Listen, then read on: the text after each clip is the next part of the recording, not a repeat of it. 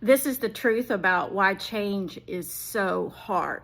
Hi, I'm Leslie Noble, and this is 30 seconds or more of no bullshit truth. So the truth is, change is really hard.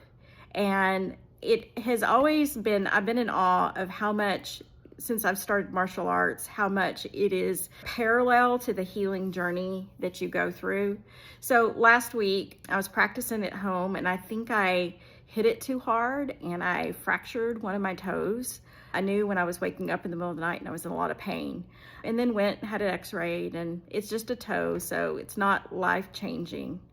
So I had that, and then I went to class last night and we were practicing rollovers, and that is not my favorite.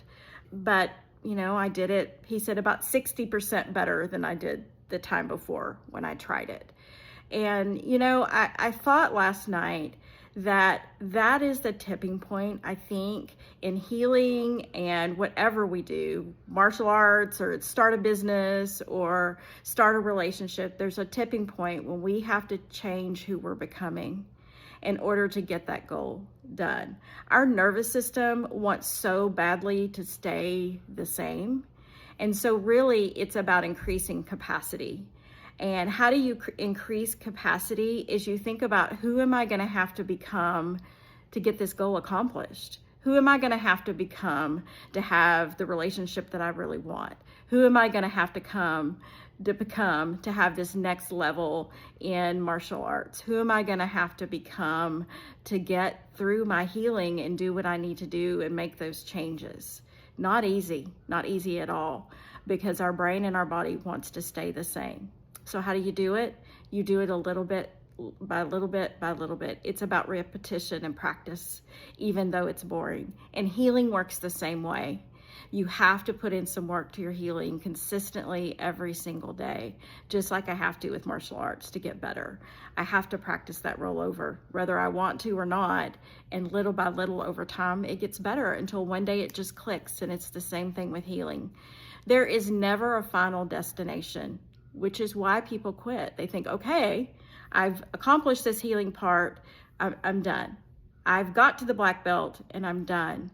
Because what it requires is an identity shift. And so sometimes we're focused on the wrong thing. So who do you have to become in this next season of your life to accomplish those goals? And then put in the repetition and the practice.